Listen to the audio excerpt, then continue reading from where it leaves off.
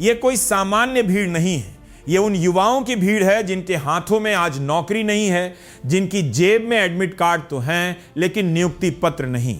ये उन छात्रों की भीड़ है जो बार बार परीक्षाएं देते हैं, फीस भरते हैं, तैयारी करते हैं और फिर कभी पेपर लीक तो कभी परीक्षा रद्द होने की खबर सुनते हैं। यही वजह है कि आज जब राहुल गांधी ने नीट पेपर लीक और छात्रों के मुद्दों को लेकर देशव्यापी अभियान की शुरुआत की है तो उसकी पहली तस्वीर राजस्थान के कोटा से सामने आ रही है।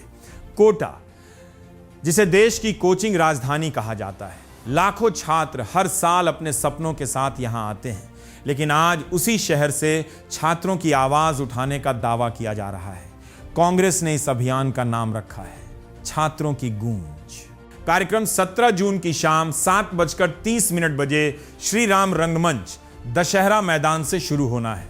लेकिन कार्यक्रम शुरू होने से पहले जो तस्वीरें सामने आ रही हैं वे अपने आप में एक कहानी कह रही हैं। भारत दुनिया का सबसे युवा देश कहलाता है, सबसे ज्यादा युवा आबादी हमारे पास है। चुनावों के दौरान नेताओं के भाषणों में भी युवा सबसे ज्यादा दिखाई देते हैं, लेकिन जब असली मुद्दों की बात आती है, रोजगार, भर्ती, परीक्षा, पेपर लीक, फीस और छात्रों की परेशानियां, तो यही युवा राजनीतिक बहसों से गायब हो जाते हैं। चुनाव में मुद्दे बदल जाते हैं और युवाओं के सवाल पीछे छूट जाते हैं।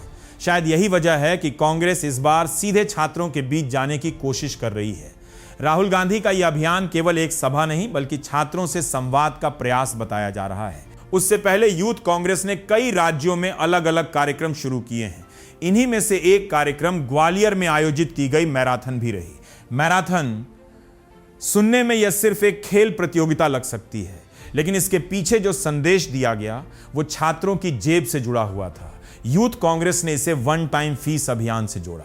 उनका कहना है कि देश का छात्र हर भर्ती परीक्षा के लिए अलग अलग आवेदन शुल्क भरने को मजबूर है।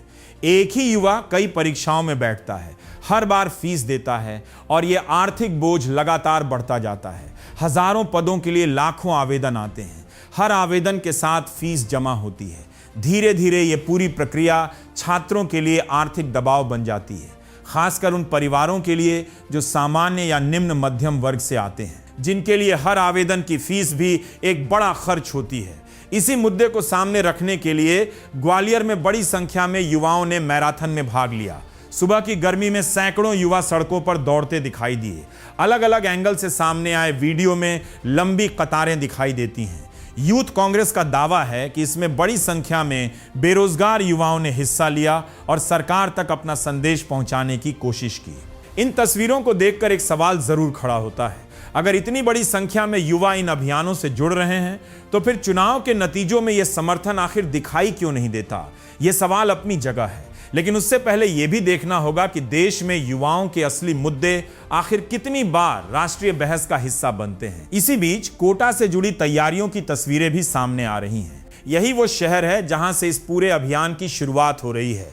कांग्रेस का कहना है कि यहां छात्रों की समस्याओं को केंद्र में रखकर एक बड़ा संवाद किया जाएगा। मंच सज रहे हैं, पोस्टर लगाए जा रहे हैं, बैनर लगाए जा रहे हैं और सोशल मीडिया पर लगातार वीडियो शेयर किए जा रहे हैं। लेकिन इसी तैयारी के बीच राजनीति भी समानांतर चल रही है। आरोप प्रत्यारोप का सिलसिला भी शुरू हो चुका है। कांग्रेस की तरफ से यह आरोप लगाया गया है कि लोकसभा अध्यक्ष ओम बिरला के क्षेत्र में प्रशासनिक दबाव बनाया जा रहा है। यह दावा किया गया है कि लोगों को राहुल गांधी के कार्यक्रम में शामिल होने से रोका जा रहा है। हालांकि यह आरोप राजनीतिक बयानबाजी का हिस्सा है, लेकिन इसे लेकर राजस्थान के पूर्व मुख्यमंत्री अशोक गहलोत का बयान भी सामने आया है। उन्होंने कहा कि अगर कोई जनप्रतिनिधि अपने ही क्षेत्र में विपक्ष के कार्यक्रम को लेकर असहजता पैदा कर रहा है तो यह लोकतांत्रिक परंपरा के अनुरूप नहीं है। दूसरी तरफ एक और तस्वीर सामने आती है पोस्टरों की राजनीति की। कांग्रेस का आरोप है कि नगर निगम द्वारा राहुल गांधी के पोस्टर हटाए जा रहे हैं। जिन पोस्टरों को छात्रों के कार्यक्रम को लेकर लगाया गया था उन्हें हटाने की तस्वीरें भी सोशल मीडिया पर साझा की गईं। कांग्रेस इसे राजनीतिक दबाव बता रही है, जबकि प्रशासन की तरफ से इस पर स्पष्ट प्रतिक्रिया अलग अलग स्तरों पर दी जा रही है। यह पूरा घटनाक्रम एक बार फिर इस सवाल को सामने लाता है कि क्या राजनीतिक कार्यक्रमों को लेकर संस्थागत रवैया तटस्थ रहता है या नहीं। इसी बीच छात्रों के मुद्दों पर कांग्रेस लगातार सरकार को घेर रही है। खासकर नीट पेपर लीक का मामला, भर्ती परीक्षाओं में अनियमितताओं के आरोप और परीक्षा प्रक्रिया में पारदर्शिता को लेकर सवाल बार बार उठाए जा रहे हैं। एक उदाहरण के तौर पर सीबीएसई की ओएसएम प्रक्रिया को लेकर भी चर्चा हुई। छात्रों ने आरोप लगाए कि आंसर शीट देखने या पुनर्मूल्यांकन जैसी प्रक्रियाओं में भी अतिरिक्त शुल्क लिया गया। कांग्रेस ने इसे उदाहरण बनाकर यह सवाल उठाया कि जब गलती प्रणाली की होती है तो उसका आर्थिक बोझ छात्रों पर क्यों पड़ता है। इसी तरह कई परीक्षाओं में अलग अलग रजिस्ट्रेशन फीस, अलग अलग आवेदन प्रक्रिया और बार बार लगने वाले शुल्क को लेकर भी छात्र वर्ग में असंतोष की बात कही जाती रही है। खासकर उन परिवारों के लिए जिनकी आय सीमित है, यह प्रक्रिया और अधिक कठिन हो जाती है। इसी पृष्ठभूमि में यह पूरा आंदोलन और यह पूरा अभियान आगे बढ़ता हुआ दिखाई देता है।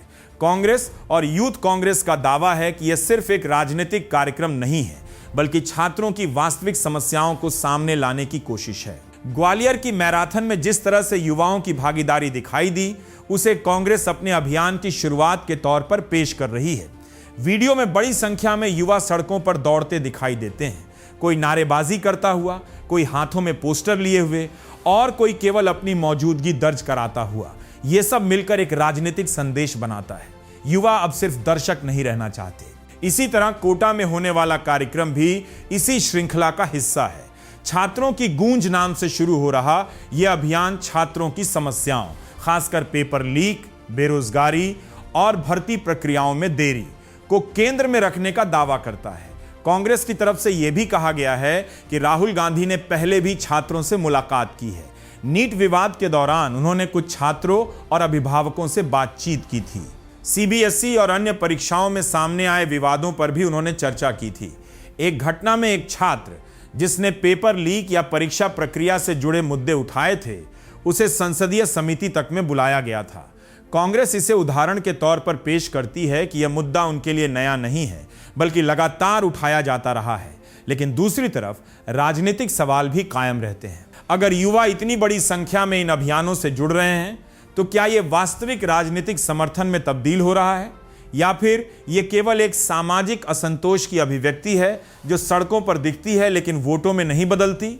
यह सवाल विपक्ष और सत्ता दोनों के लिए महत्वपूर्ण है। इसी बहस के बीच एक और बात लगातार सामने आती है, विपक्ष की भूमिका।